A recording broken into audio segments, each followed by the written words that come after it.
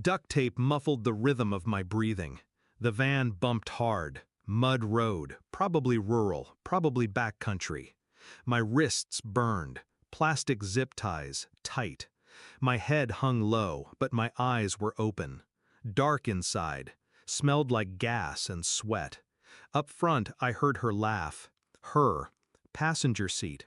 Window cracked. Smoke trailing from her lips like everything was normal. "My brother's heavier than I remember," he muttered, chuckling. Her voice floated back like ash. "Just get us to the swamp. Gators gotta eat." They thought I was unconscious. They forgot I served 20 years in special forces. They forgot I never sleep when I'm hunted. I twisted my wrists once, twice, felt the zip ties seam weaken against the edge of a hidden boot knife. It was only a matter of time now. It began with distance, not the physical kind, the invisible kind. Cold shoulders, blank stares, a laugh too loud at my brother's jokes. I told myself I was being paranoid, that I'd been away too long. Deployment had turned my brain into a hammer. Everything looked like a threat. But then she stopped sleeping beside me, stopped cooking, stopped calling. And when I returned from my final tour, my brother was already there, helping with the fence, fixing her car, drinking my scotch. "I owe her," he said, smiling. "You were gone, I was here." It stung, but I said nothing, because the moment you flinch, they know where to strike. I started watching, not reacting, just observing. Phone records, GPS logs, keylogger on her laptop. At night, I laid beside her as her breathing slowed into fake sleep.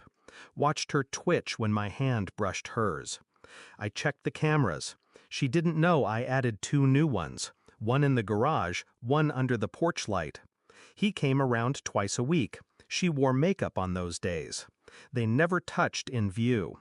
But guilt leaves fingerprints in silence. I found messages, encrypted, disguised under fake work receipts, code words, meet times, disposal plans. Then I found that note. "When he sleeps too deep, we move." The night before the van, I pretended to pass out in my chair, whiskey untouched, TV flickering static. I watched her check my pulse, watched her signal through the window. He came in through the side door, smelled like gun oil and cheap cologne. "He's still breathing," she whispered. He shrugged. "We'll load him now. The swamp's quiet tonight." I let them carry me, dead weight. Let them bind my wrists and dump me into the back of the van. I let the door slam shut. Then I opened my eyes. The zip tie snapped quietly. A slow, practiced twist. No sound. I crawled toward the emergency exit, silent as breath. One boot pressed against the floor panel, nudging it open. Enough light streamed in to see his silhouette behind the wheel. She turned her head, cigarette glowing. Then she saw me, standing, alive. Her mouth opened, but I was already there. Knife pressed against her throat. "Drive," I said flatly. My brother's eyes locked on the rear view.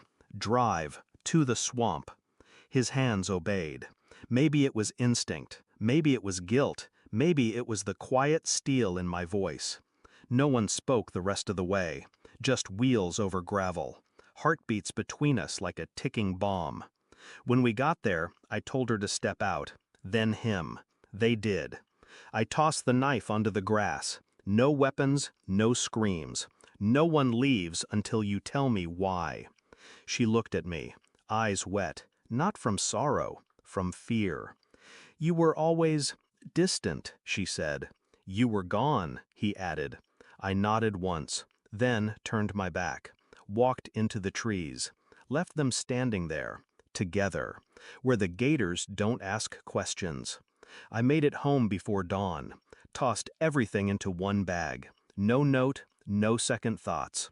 The marriage was already dead. They just buried it wrong. I booked a one-way flight, left my dog with my neighbor, donated the house to a local shelter, let the gators sort the rest. Sometimes, when the wind's just right, I hear the swamp in my sleep, hear the splash, the snap, the silence after. I don't dream of her. I don't dream of him.